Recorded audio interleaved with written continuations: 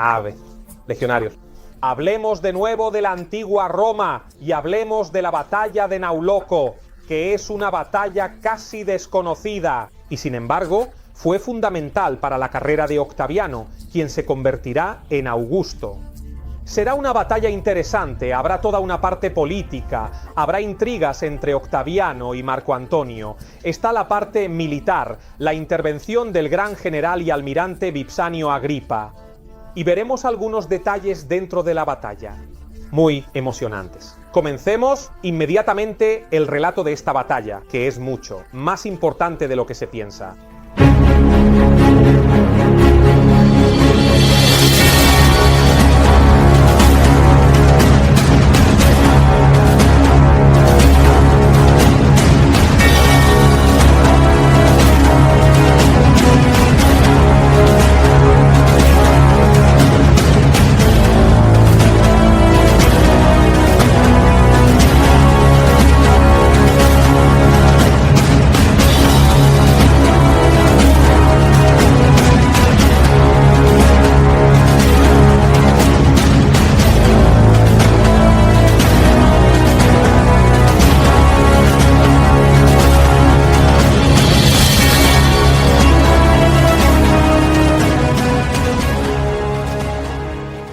Todavía no están, y nos encontramos en medio, en realidad, de las guerras civiles entre Octavio y Marco Antonio.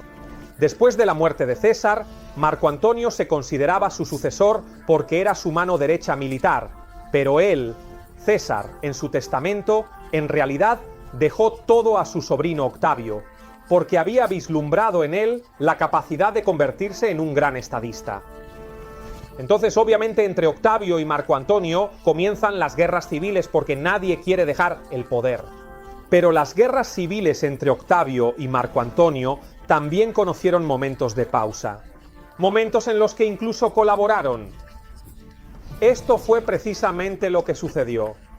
En el 43 a.C., cuando Marco Antonio, Octavio y un tercero, Lépido, constituyen el llamado Segundo Triunvirato. Es decir, un acuerdo público que tenía dos objetivos. Primero, era necesario derrotar a los asesinos de César, Bruto y Casio, que se estaban reorganizando en Oriente con enormes ejércitos, lo que luego será la batalla de Filipos. Segundo, era necesario reconstruir el funcionamiento de la República. ¿Y entonces qué sucedió? Que los triunviros se repartieron el control del mundo romano. En particular, Octaviano tomó el control de la parte occidental, es decir, Italia, la zona de las Galias y España. Marco Antonio, la parte de las provincias orientales, y Lépido, el norte de África. Hubo una división en tres, bastante equitativa. ¿Qué sucedió? Que en realidad la misión de Octaviano no fue para nada sencilla.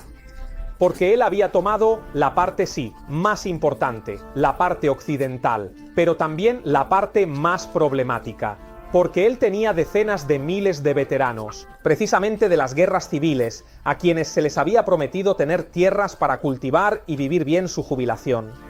Y él tenía decenas de miles de veteranos que satisfacer y debía quitar tierras a otros ciudadanos, por lo que se había metido en un problema político gravísimo, muy delicado. Además, mientras tanto, como si no fuera suficiente, también había adversarios. ¿Por qué había adversarios? Porque el hermano de Marco, Antonio, Lucio, Antonio y la esposa de Marco Antonio, Fulvia, conspiraban contra Octaviano, ponían a la gente en su contra, intentaban aprovecharse para ponerlo cada vez más en dificultades y hacerlo caer políticamente. Había luego otro problema más para Octaviano, es decir, Sexto Pompeyo.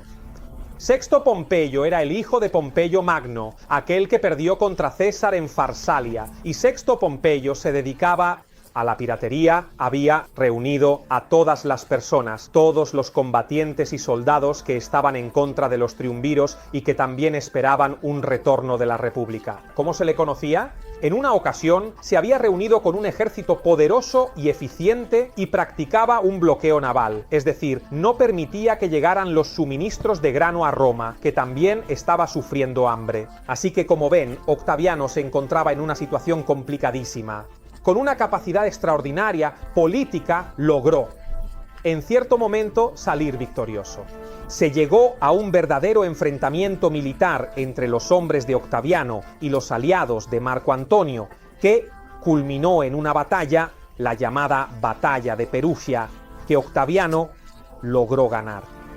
Y entonces, después de la victoria de Octaviano en Perugia, tras una situación en la que Octaviano, milagrosamente y con gran capacidad, logró manejar la situación, se llegó a un nuevo acuerdo entre Octaviano y Marco Antonio, llamado la Paz de Brindisi. La Paz de Brindisi fue estipulada en el 40 a.C. y servía para renovar los acuerdos del segundo triunvirato, restablecía la paz entre Octaviano y Marco Antonio con la promesa de no obstaculizarse más mutuamente. Algo que luego no sucederá, pero por el momento esa paz trajo un poco de tranquilidad. ¿Qué sucede en este punto? Sucede que la situación ha conocido una especie de tregua, pero Octaviano tiene el problema de Sexto Pompeyo, que sigue bloqueando los suministros para Roma. Representa un problema muy grave, es absolutamente el momento de resolverlo. Y la carrera política de Octaviano depende de la resolución del problema de Sexto Pompeyo. Pompeyo se había reunido en Sicilia, tenía su base, su ejército en Sicilia, ya controlaba toda la zona del sur de Italia, pero sus incursiones también alcanzaban el norte de África, la zona del Peloponeso, por lo que era un cliente difícil de manejar. Inicialmente, Octaviano y Marco Antonio intentan llegar a un acuerdo con Sexto Pompeyo. De hecho, se llega a una verdadera tregua llamada la Paz de Miseno del 39 a.C., que se estipuló de una manera un poco extraña, en el sentido de que, dado que ni Sexto Pompeyo, ni Octaviano y Marco Antonio confiaban el uno en el otro, se acercaron con sus respectivas naves y lanzaron al mar unas balsas, que se acercaban unas a otras por varios metros. Luego, por un lado Sexto Pompeyo y por otro lado Octaviano y Marco Antonio, caminaron sobre estas balsas. Había un tramo de mar de unos 20 metros entre una balsa y otra para no poder lanzar ataques repentinos. Y estos, en medio del mar, se gritaron el uno al otro para llegar a acuerdos y hacer la paz. Entonces, había esta situación un poco tragicómica de estos que de esta manera absurda negocian una paz. Así que, con los gritos en medio del mar, perdidos en unas balsas. Sin embargo, Sexto Pompeyo, Octaviano y Marco Antonio llegan a un acuerdo. Prácticamente, Sexto Pompeyo anula el bloqueo naval, permite que los suministros lleguen a Roma. Por lo tanto, deja de crear problemas. A cambio, no se convierte en uno de los triunviros, pero tendrá libre acceso y prácticamente libertad de maniobra en Cerdeña, en Sicilia, en el Peloponeso, y por lo tanto, de alguna manera se reconoce su papel. Y la cosa se sella luego con una cena. Sexto Pompeyo invita a Octaviano y Marco Antonio a su barco. Hay una cena suntuosa. Y allí este acuerdo parece haber resuelto la situación. Pasa el tiempo, pero en realidad Sexto Pompeyo vuelve a ser un problema. Porque básicamente dice que los acuerdos no han sido respetados, que no logra ver suficientemente reconocida su autoridad, ha habido violaciones de los tratados y por lo tanto reanuda su bloqueo. Y estamos de nuevo en el mismo punto. Entonces, Octaviano se impacienta porque no es posible quedarse en manos de esta especie de medio pirata. Y entonces intenta realizar acciones militares para derrotar a Sexto Pompeyo en el mar. Inicialmente está solo Octaviano quien organiza una flota, la manda construir, obtiene el mando del Senado y lleva a cabo dos operaciones militares, en el sentido de que en el estrecho de Mesina hay dos batallas, entre la flota de Octaviano y la de Sexto Pompeyo, que ocurren en el 38 y en el 36 a.C.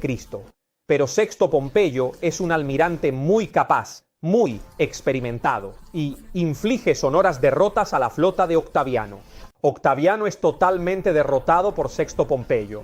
Y allí, para él la situación es trágica, porque, obviamente, perder contra Sexto Pompeyo, no salvar a Roma del hambre, es su colapso político. Por lo tanto, un momento de su carrera delicadísimo, dificilísimo. No sabe cómo hacer para resolver este maldito pirata, que realmente le está comprometiendo la carrera militar y política. Entonces, ¿qué hace Octaviano? Llama a su verdadero y propio brazo derecho, el general y almirante Marco Vipsanio Agripa, uno de los más grandes generales, el autor de todas las victorias de Octaviano, que en ese momento se encontraba en las Galias, pero que es llamado rápidamente por Octaviano, baja y obviamente se reúne con su líder. Además, Octaviano también pide la ayuda de Marco Antonio, con quien todavía había un tratado, había acuerdos. En particular, Marco Antonio garantiza que le proporcionará 120 naves de guerra, a cambio de 20.000 soldados de Octaviano que servirán en cambio para sus propósitos en Oriente. Entonces nos acercamos, a grandes pasos, a una nueva batalla decisiva, donde por un lado está Octaviano, pero esta vez con Agripa que lo ayuda, por lo tanto con un brazo derecho muy importante y un gran talento militar. Y por el otro, este Sexto Pompeyo, que se siente muy seguro de poder ganar, pero que, como veremos, se equivocará enormemente. Hemos llegado a la batalla de Nauloco. ¿Cuáles son los movimientos? Veamos con nuestro mapa que nos permite entender mejor. Entonces, nuestro Vipsanio Agripa, que ha tomado el control de la situación desde el punto de vista militar, se encuentra en Tindari. Esa es la base de Vipsanio Agripa. Sexto Pompeyo, que también tenía su base en Sicilia y estaba muy bien posicionado, se encontraba en cambio en Milazzo. Por lo tanto, los dos están realmente muy cerca. ¿Cómo evoluciona la situación? Sexto, Pompeyo piensa que Agripa está a punto de avanzar contra él, así que elige abandonar Milazzo y dirigirse a Capo Peloro, que como vemos está en el extremo noreste de Sicilia. Entonces, las tropas de Octaviano ocupan inmediatamente Milazzo. El punto es que Sexto Pompeyo está tan seguro de poder ganar con su flota y con su ejército que en un cierto momento envía mensajes a Octaviano y a Agripa y dice: dejemos de jugar en el territorio, hagamos una sola gran batalla naval, un duelo, una batalla y decidamos quién es el más fuerte. Obviamente Octaviano y Agripa aceptan porque el enfrentamiento decisivo permite resolver la situación en el menor tiempo posible. Y es así como se llega a la batalla de Nauloco. Las fuentes antiguas nos cuentan con una buena dosis de detalles cómo se desarrolló esta gran batalla naval. La batalla se llevó a cabo exactamente entre Milazzo y la ciudad de Nauloco, siempre obviamente en Sicilia. Y en realidad, hay algunas fuentes, especialmente Suetonio, que hablan un poco mal de Octaviano. Es decir, nos dicen que Octaviano, el día de la batalla, fue presa de un profundo sueño. Estaba cansado, estaba débil, no podía ni siquiera dar órdenes a sus soldados. Y entonces Agripa lo habría regañado, diciéndole que debía hacerse fuerte. Está bien que no estaba hecho para las operaciones militares, pero debía dar la impresión de ser un general, así que Agripa lo reprendió. En resumen, algunas fuentes antiguas revelan un poco el lado débil de Octaviano como comandante. Digamos que este es un relato que nos llega desde el tiempo, y no es un relato totalmente fiable, digamos que es un rumor. Pero por suerte, el talento militar lo tiene Vipsanio Agripa. La batalla es bastante sencilla en su disposición. Ambos, tanto Vipsanio Agripa como Pompeyo, Sexto Pompeyo, tenían a su disposición 300 naves de guerra. 300 naves de guerra dispuestas básicamente en dos filas, una contra la otra. En realidad, Agripa tenía un as bajo la manga, es decir, comandaba una serie de naves que estaban equipadas con un instrumento muy innovador para la época y muy importante. Se trataba del arpagón. ¿Qué es el arpagón? El arpagón estaba basado en la estructura de una balista, prácticamente una máquina de lanzamiento accionada por una serie de cuerdas. Esta estructura permitía lanzar con extrema fuerza un palo de madera contra la nave enemiga. El punto es que este palo de madera, en su cima, tenía un arpón, Por lo tanto, las naves enemigas podían ser arpadas de esta manera y luego podían ser arrastradas. Podían ser arrastradas para que se acercaran a la nave enemiga, se acercaran las dos naves una a la otra y el combate se transformara en un combate cuerpo a cuerpo. Así que sabemos que Agripa tenía este fuerte as bajo la manga. Y entonces comienza la batalla de Nauloco. Fuentes antiguas, especialmente Apiano de Alejandría, nos dicen que inicialmente hubo un lanzamiento de gritos entre los ejércitos adversarios, que estos gritos que surcaron los mares llenaron, no, las aguas de estos terribles gritos de guerra. Hubo lanzamientos consistentes de flechas, de jabalinas, de pequeños objetos, de piedras y rocas unos contra otros, por lo tanto, una escaramuza inicial bastante violenta. Y luego se llegó al corazón de la batalla. La batalla comenzó a ser realmente una batalla de movimiento. Los barcos intentaban embestirse, golpeando tanto la proa como la parte central y la popa. Es decir, los barcos intentaban embestirse unos a otros, destruirse mutuamente, moviéndose con la máxima rapidez posible y golpeando los puntos débiles. Por lo tanto, hay realmente un cúmulo de lucha en medio del mar donde los barcos se combaten ferozmente. En un cierto punto, mientras esto continúa, la batalla naval está en pleno apogeo y los barcos se golpean con el máximo furor, es decir, esta lucha feroz que se está desarrollando. Agripa comienza a utilizar el arpeo, y entonces se lanzan todos estos ganchos, se lanzan todos estos instrumentos que arponean los barcos enemigos. Cuando los adversarios, cuando Sexto Pompeyo y sus soldados ven estos arpones, en realidad no esperaban este movimiento. Intentan cortar las cuerdas para impedir el movimiento del enemigo, pero las cuerdas estaban protegidas por láminas de hierro, por lo que no logran cortar las cuerdas y entonces Agripa consigue atraer los barcos enemigos hacia sí. Y se llega entonces a una situación en la que los barcos están uno al lado del otro. En este punto, mientras los barcos están uno al lado del otro, el combate se convierte en una ferocísima lucha cuerpo a cuerpo. Legionarios y otros legionarios luchan unos contra otros y por lo tanto hay prácticamente un combate hombre contra hombre en medio del mar.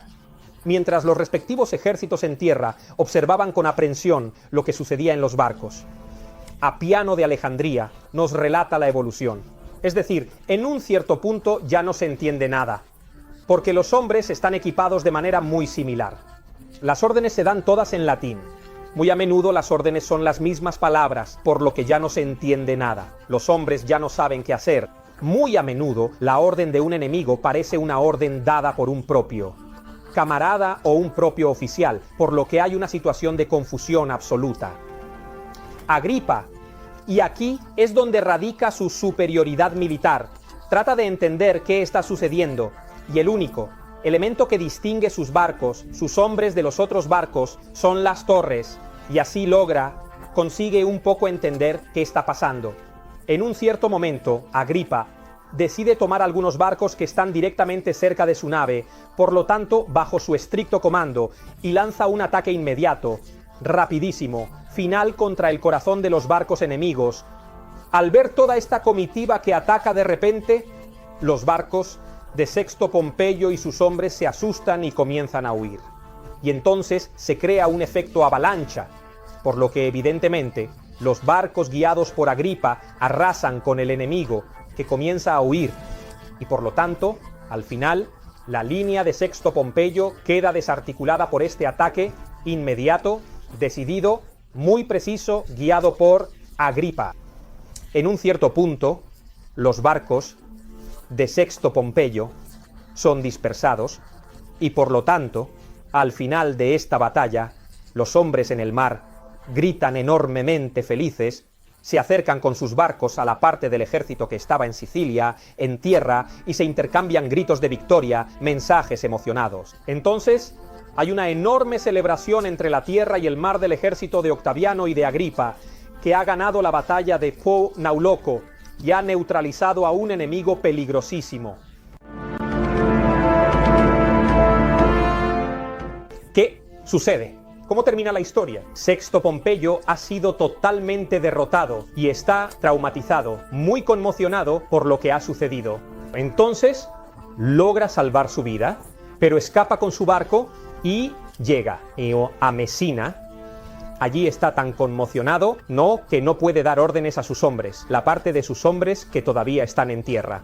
Entonces, los hombres sin órdenes, sin directivas de su general, totalmente en pánico y profundamente conmocionado, son alcanzados por las tropas de Octaviano y deciden rendirse, porque de todos modos eran otros, ciudadanos romanos con ciudadanos romanos. Salvan sus vidas y se pasan al lado de Octaviano. Y triste es el epílogo, obviamente, de Sexto Pompeyo. Sexto Pompeyo huyó hacia Oriente, pensando tal vez en poder ofrecer sus servicios a Marco Antonio, dado que Marco Antonio era de todos modos enemigo de Octaviano, pero es interceptado cerca de la ciudad de Mileto, en el 35 a.C., y allí es capturado y ejecutado. Algunas fuentes dicen que la orden de matar a Sexto Pompeyo fue precisamente de Marco Antonio, porque de todos modos había puesto a Roma en grave hambruna, en grave dificultad. Por lo tanto, algunos dicen que Antonio lo mandó a matar. Otras fuentes, en cambio, dicen que la orden vino de Munacio Planco, quien era entonces gobernador de Siria, y que, en situaciones de emergencia, estaba autorizado a utilizar el sello de Marco Antonio y a actuar en su nombre. De cualquier manera, así terminó la vida de Sexto Pompeyo, y se eliminó este peligro para la carrera de Octaviano, quien pudo continuar su ascenso al poder. De esta manera, hemos recuperado la batalla de Nauloco. Se la hemos explicado con todos los detalles a nuestra disposición en las fuentes antiguas. Esperamos haberles hecho descubrir algo nuevo, y una fase de la guerra civil muy delicada y muy interesante que no se cuenta tan a menudo. Y como de costumbre, los invitamos a suscribirse al canal de Scripta Manent, activando la campanita para recibir notificaciones cuando lleguen los nuevos documentales. Háganlo inmediatamente. Si no, cualquier cosa que hagan, nosotros tomamos el arpón, los arponeamos y los jalamos. Entonces, ¿están a punto de comer? Arpón, y son jalados. ¿Están a punto de ir al baño? Los arponeamos y los jalamos sin piedad. ¿Están regando las flores? Nada, arponeados y jalados contra su voluntad mientras gritan desesperados, pero nosotros, sin piedad, los jalamos. Así que para no vivir arponeados, para no vivir con el arpón, para no tener el arpón, suscríbanse al canal. Un cordial saludo y hasta el próximo documental.